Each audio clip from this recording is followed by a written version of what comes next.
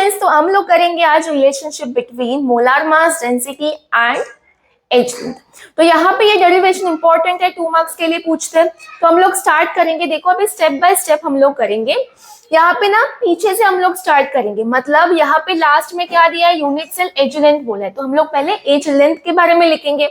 अभी यहाँ पे पूरा यूनिट सेल, देखो ये पूरा यूनिट सेल है, इसके जो लेंथ रहेंगे वो क्या रहेंगे, एज लेंथ। और एज लेंथ को हम लोग किससे लिखते हैं, स्मॉल ए। तो यहाँ पे लिखना है statement, if edge length of cubic unit cell is a, तो इसका पूरा ये जो क्यूब है, पूरा जो यूनिट सेल है, इसका वॉल्यूम कितना रहेगा, ए क्यूब। क्यों, क्योंकि वॉल्यूम ऑफ क्यूब क्या होता है, साइड का क्यूब, और साइड हम लोगों ने क्या लिया है, ए, तो क्या आएगा, ए क्यूब। तो वही लिखना है कि volume of unit cell will be a cube. दूसरा, इसमें एटम्स रहेंगे, तो यहाँ पे हम लोग देखेंगे मास ऑफ यूनिट सेल, जो पूरा है ना, इसका मुझे मास कैलकुलेट करना है। तो मास कैलकुलेट करने के लिए क्या करोगे, इसके अंदर जो पार्टिकल्स रहेंगे ना, उसका मास देखेंगे। तो यहाँ पे एक पार्टिकल, सपोज एक पार्टिकल अगर मैंने उठाया, तो उस एक पार्टिकल का मास कितना हो जाएगा, स्मॉल है। ऐसे बहुत सारे पार्टिकल्स इसमें प्रेजेंट है, मतलब कितने पार्टिकल्स प्रेजेंट है, n नंबर ऑफ पार्टिकल्स।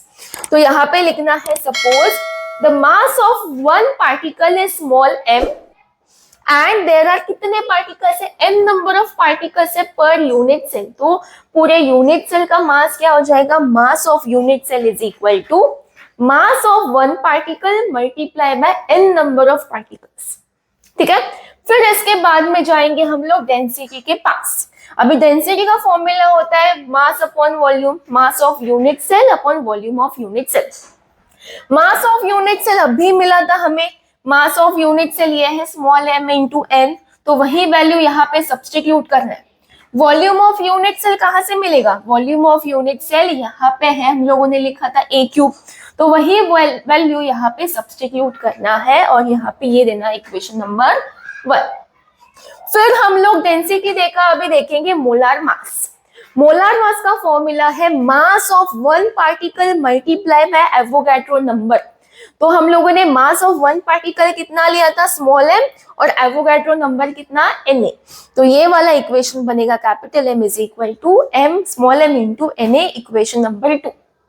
अभी हमें क्या करना है, रिलेशनशिप ऑब्टेन करना है between molar mass, density and edge length. मतलब इस वाले इक्वेशन में देखो डेंसिटी एज लेंथ दिया है बट मोलार मास नहीं है, तो हम लोग क्या करेंगे, ये वाला जो इक्वेशन है ना, उसको रीअरेंज करके मोलार मास का इक्वेशन बनाएंगे।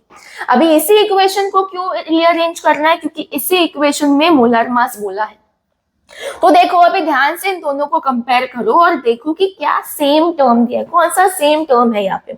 तो यहाँ पे आप देखो ध्यान से, स्मॉल m दोनों में भी दिया है। तो हम लोग क्या करेंगे, इस वाले इक्वेशन को रीअरेंज करेंगे और यहाँ पे स्मॉल m को बाहर लिखेंगे ताकि इसका इक्वेशन बन जाए। तो अगर मैंने स्मॉल m को ऐसे ही रखा तो ये कैपिटल Na यहाँ पे आएगा। तो इसके लिए फॉर्मूला क्या बनेगा, small m is equal to capital M upon Na।